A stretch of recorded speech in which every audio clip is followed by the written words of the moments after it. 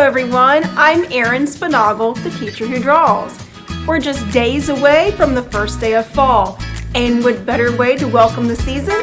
By drawing a jack-o'-lantern. So grab a piece of paper and your box of crayons because together, we're going to make it.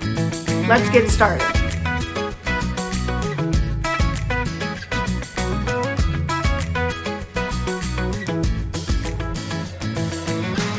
Alright everyone, we are going to draw a jack-o'-lantern today, and no reference photo today. We're going to just draw it from our imagination.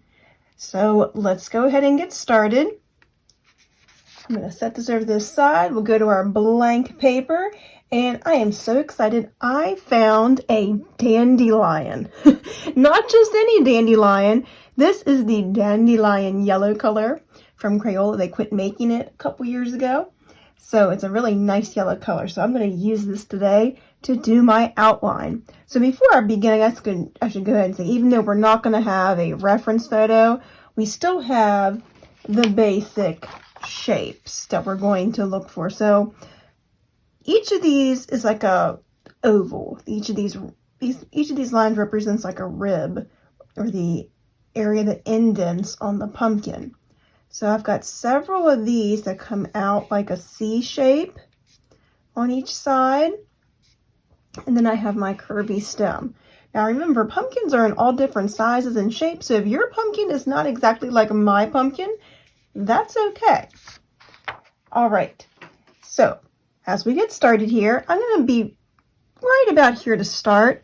And I'm going to mark just a small little smile line. That's what I call them, a little smile line right here, little curve.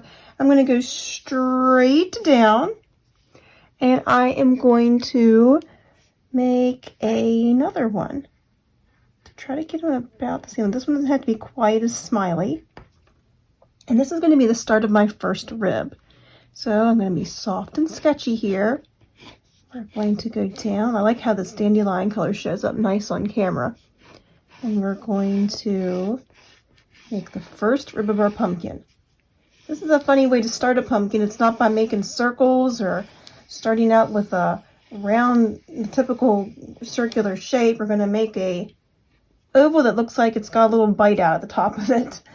And then what I'm going to do, I'm going to come out to the side, and I'm going to make like a C shape. So you can kind of build it out here a little bit, make a bump, and then I'm going to pick my crayon up. Remember, no pencils, no erasers. Just going to see what kind of marks we make, and I'm going to make another one. And I will do whatever I did on the opposite side here. It's kind of like some balanced symmetry we have going on. I'm going to make another one. And you can do this a couple times till you get the pumpkin size. I may do it just one more today, but if you got a larger pumpkin, you might have more of these. It's already starting to remind me of Cinderella's coach here, the shape of this. I don't know what made me just think about Cinderella.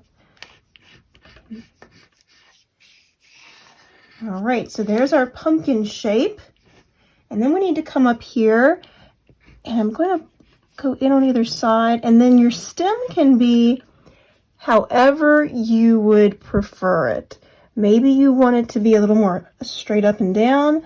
I like making mine look like it comes off to the side, like it was just picked off the vine.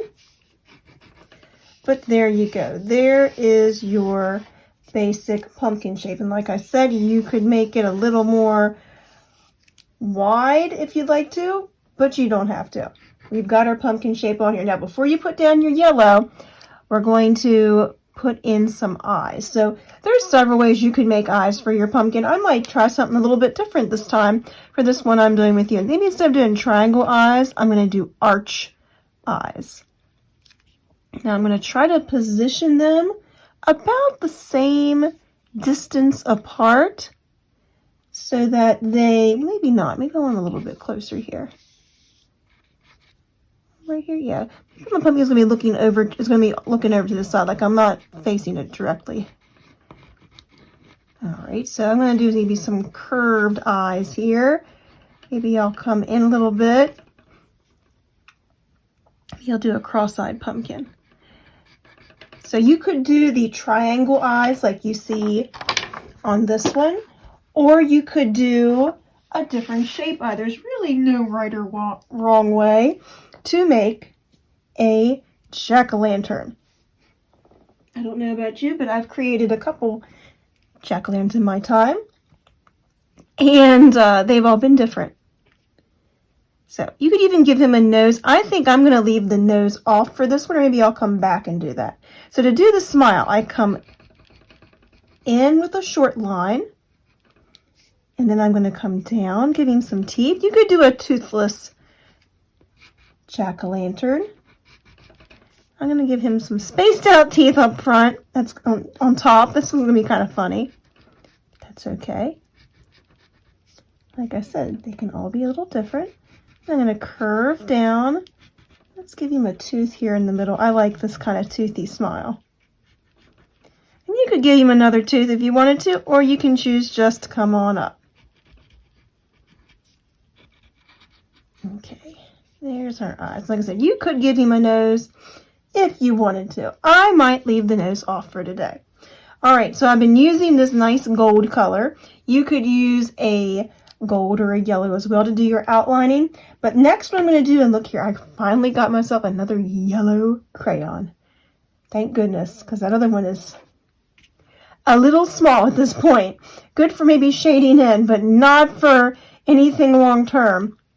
And what I'm going to do is I'm going to add a little bit of a yellow color to the center of each of my ribs. And then I'm going to add this yellow color also to the inside of the eye. So a jack-o'-lantern is glowy. Don't mean to be so rattly here. I've got so many crayons on my table. They're just all over the place.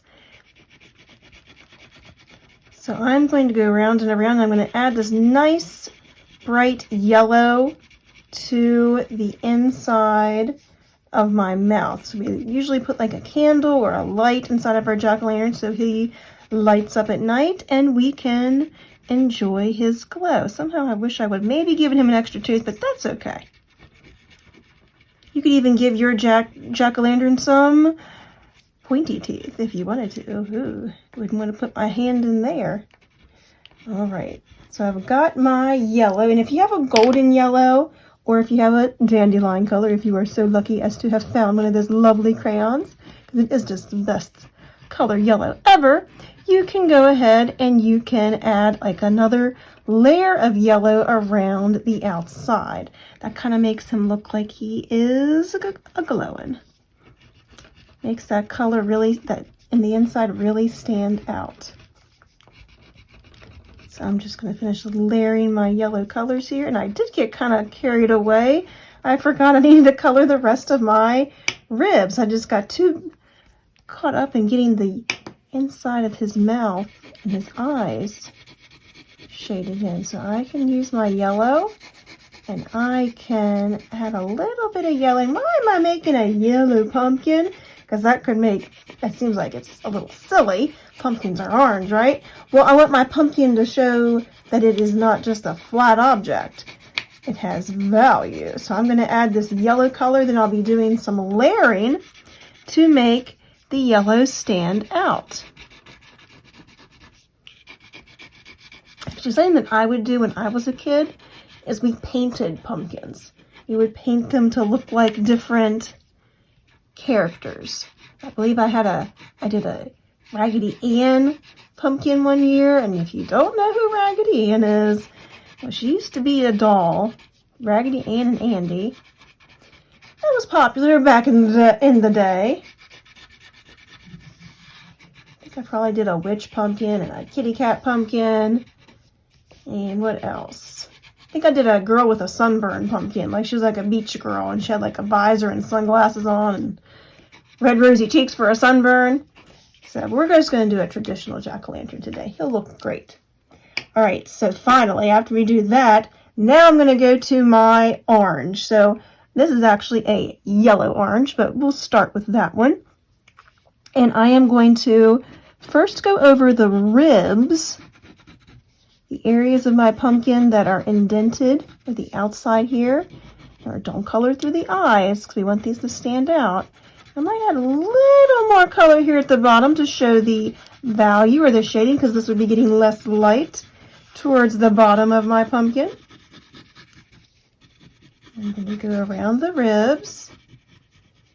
You don't have to go around the eye. We'll go around the eyes and make them stand out here towards the end. And I'm going to follow the ribs down the pumpkin. So where I live, it's actually been very chilly this weekend. Recording this the first weekend of fall, and it feels like it's jack-o'-lantern weather. It feels like pumpkins and leaves falling from the trees, although the leaves here haven't really changed color yet. It's actually raining today, and the grass is extremely green right now, like it is in the spring. So we're adding these layers of orange, or if you have a yellow orange, you could use that. It would still be a-okay. As we build up to our pumpkin color. You can come into the center a little bit. In fact, if you're using a yellow orange, it's a good color to go ahead and drag into your pumpkin, because we'll make a couple passes through here to get our pumpkin the right shade. But you know, pumpkins are not all orange. There are pumpkins that are green. There's white pumpkins. So there's also like multicolored pumpkins where they see green and orange. They're not all a solid orange color. So if you wanted to experiment, maybe you will make a fantasy pumpkin that's not a completely different color. But try to do the same type of shading where we're showing the light and the dark areas to make it pop off the page. Just going to freshen up my ribbed areas here.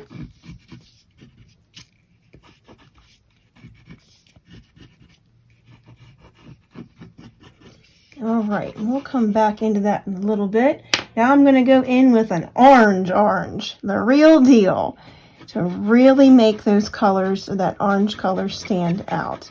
Then I think after this, I'm going to go in and I'm going to add a little more of that yellow to make it all melt together. So, you know, pumpkins are not just about jack-o'-lanterns. They're actually a very good source of food. They're a fruit, actually. So, I mean, you can eat pumpkin seeds, you can eat pumpkin pie. That'll be in a couple months when it's Thanksgiving time.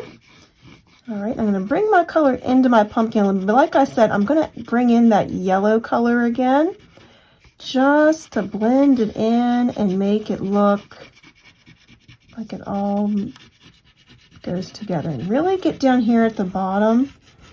I'm going to use a darker, like an orangey brown color for the bottom here in a little bit. But you want to make sure you get that bottom area darker to show that it's sitting on the ground.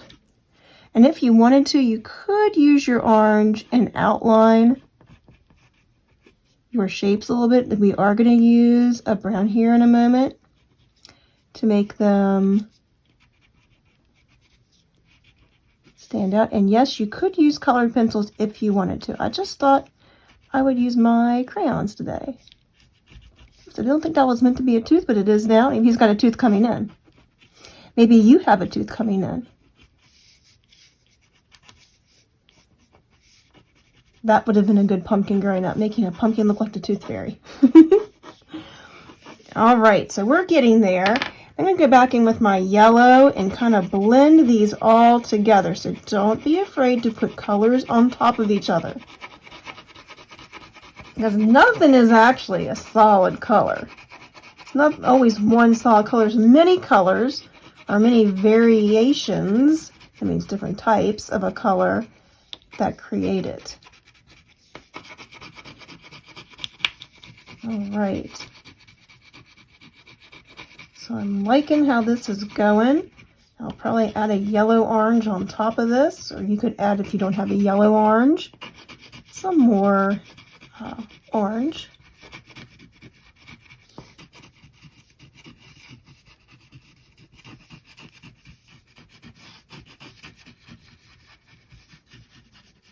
Okay, so let's work on the stem and highlighting some of our areas that we need to stand. Oops, that was a little loud. All right, this is the color Bittersweet, but you could use a brown or a light brown color that you have. And I'm just going to go up here to my stem, because once a jack-o'-lantern has been picked off the vine, its stem would not be bright green anymore. It wouldn't be growing. Plus, you'd be, when you carve a jack-o'-lantern, you gotta cut the top off the pumpkin and take the pumpkin pulp out, so it would definitely not be brown anymore. But I'm going to add a little bit of this color up here. Just scratch it in because I want to show texture on my stem, that it's rough and not smooth like my pumpkin. But even scratch it in here, and all pumpkin stems are a little different. And then what I'm going to do, I'm going to come in here and I'm going to make like a jaggedy line. Do you know why? Why would I be making a jaggedy line here? I kind of just said it. And this doesn't have to be perfect. Okay? Well, if it's just because I had to cut the top off the pumpkin, take all the goodies out, take all the seeds and the pulp out, you'd be correct. All right, so I just want to make sure I put that in there so it doesn't look like I magically got a face on my friend. And then I'm going to go back over the ribs with this brownish reddish color, brownish orangish color, orangish. Ooh. Oh, well, this really makes it look nice. Look at that. That really gives it a pumpkin. So you see, we didn't just use orange to draw our pumpkin. We used yellow, orange. We're using brown or bittersweet now. And it's, all of those colors make a realistic shade of pumpkin. It's not just using a flat orange color and going with it. This is how you make things pop off the page. This is how you make things look kind of realistic when you're sketching. I'll come down here and I'll straighten this up. I will be adding a shadow. I'm going to wait to do that until I get my pumpkin a little more ready to go here. I'm going to bring my color back in.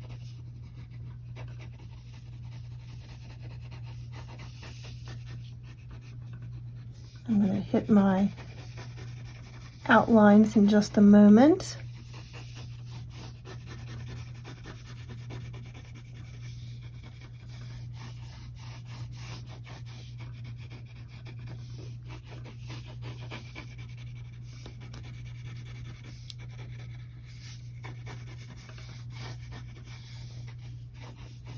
Alrighty, and then I'm going to come and I'm going to outline my features, because if I were to have carved into this pumpkin, you definitely would be able to see that, there were some areas where the pumpkin was no more. So I want to outline these to make it stand out. Plus the light from inside would really make like the area that what had been exposed, the inside that's been exposed would be a little bit darker.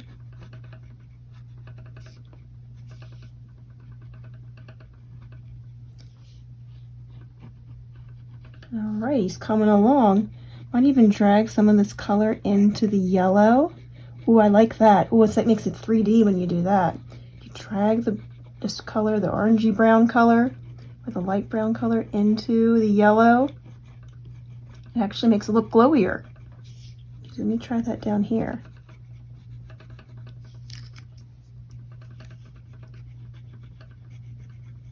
All right. The next thing I'm going to do is I'm going to get a darker brown and I'm going to go over that stem, because I want my stem to look like a stem. Would make sense, wouldn't it? So I'm going to take a darker brown. And I am going to make sure that I cover up the parts of the paper that are showing.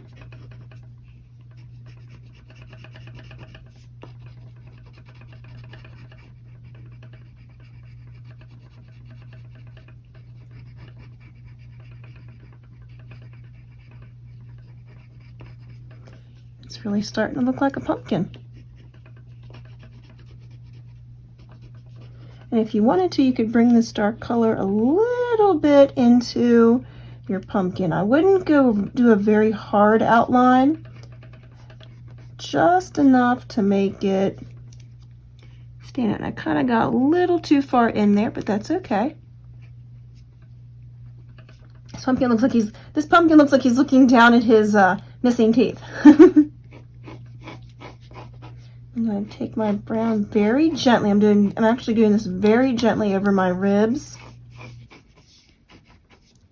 to make them stand out just a smidge more.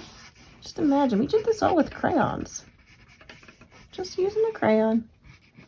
You don't need fancy art supplies to be an amazing artist. You just need your imagination. And you need to practice. You get better with practice. You don't get better by just watching the videos. I've heard people say they like watching these videos. Well, that's wonderful, but I want you to practice them too. That's how that's how you get better. Sorry, I'm tripping over my words today. All right, so I think that's about right. If you wanted to, you could take a black, and I would just add a little bit of black to the stem. I would not add a lot because I don't want you to make this too flat looking. If you add a lot of dark color, I've already talked about this in my other videos, that tends to happen. Okay, well, I think I've got my friend here about how I want him. Now, while I have this brown in my hand, I'm going to come down a little bit, and I'm going to go off to the side. I'm going to add a little bit of a shadow, but I'm not going to get too into it here because I plan on also adding some shading. Now, you could do this next part with a crayon. You could do it with colored pencil, but I'm going to use my faves. I'm going to use my chalk pastels because I like to blend out with those. So the first thing I'm going to do is I'm going to do the sky area. So to do that, I'm going to grab a blue. I just like doing this when I'm doing my tutorials online with you because it's a lot faster. You gotta make sure that we take into consideration the horizon line. That means where the sky and the land meet. We don't want to make the sky come down too far. We don't want our pumpkin sitting on the edge of the world. Add a little bit more here of this blue. Actually, I may add a much darker blue. This should be at night. If our pumpkin is at night, glowing, yeah, here we go. Let's add this shade of blue. Ooh, that didn't quite go on there so well. There we go. Now remember, when you are using chalk pastels, if you're using those, you do not need to overuse them. Meaning you don't need to color with them. You do not color like a crayon with the chalk pastel. So add a little bit of shading to the green. I'm going to make this green for grass, but you could make it another color. You could make it brown. And what else you could add to this? You could add leaves. Maybe our next video will be on drawing leaves. That's a fun thing to draw this time of year too. There's lots of leaves on the ground. There's lots of inspiration, that's for sure. And let's see here. How about, this might seem crazy, but I'm going to take a blue and add a little bit of blue to my ground. Now I'm still going to add my shadow, but I'm going to do this first. All right, get a cleanish finger or two. Now watch this. This is so hard for people to get used to doing, but you're going to go like this. See, some people just, they want to wipe. You do not want to wipe. You also don't want to go big with the circles. You want to keep your circles small, close together, and gently go around the edges. If you get a little bit on your pumpkin, that's okay. And if you want to, if you're using chalk pastels, if you have some dust, don't blow it. That's not nice to other people, or it's not nice to get it on the floor like that. The best thing is just to tap your paper on the table, and that gets rid of it just as well. Remember, you can use the chalk that's on your fingers to blend it in. You know, pumpkins have like the same amount of vitamin C, I believe, as many other things that we eat that have vitamin C. They're very healthy fruit, and they are a fruit. They're not a veggie. So just remember that next time you eat something with pumpkin in it. Okay, now I'm going to blend this out, and I kind of want my sky and my land. Yeah, that's right, my sky and my land. Kind of want them just kind of blend together. Again, you see that I am using my small circle motions, not big, no windshield wipers. All right, I still see the outline of where I want my shadow to be. The next thing I'm going to do, wow, this little fellow looks great, doesn't he? Oops, now remember, when you go back in there, you're going to bring whatever color you got on your fingers back up to the sky, so I'm going to let that go, and I'm not going to bring my green grass up in my sky. So I'm going to go, and this is a brown, and I'm going to add a little bit of a shadow off to the side here for my jack-o'-lantern friend, and a shadow would only be off to the one side. It would not be on both sides. Okay. So again, I'm going to take one finger and I'm going to blend this into my grass. Remember, I'm not wiping. Wiping just takes it off the paper. We want to use small motions to get it into the tooth of the paper. Paper has teeth, just like our jack-o'-lantern kind of does. Our jack-o'-lantern kind of has teeth. I think he's kind of cute. And you could experiment by doing this video again, and you could try adding more teeth to your jack-o'-lantern, or try a different face. But there you go, my friends. Here is your fun welcome fall jack-o'-lantern, and I hope you enjoyed making this friendly face. Wow, everyone, thank you for doing this video with me today. I can't wait to see your work. Make sure you sign and date your work so you can see how much progress you make if you do this tutorial again. And if you're enjoying The Teacher Who Draws, be sure to like this video and subscribe to my channel so you're always in the know when new videos are published.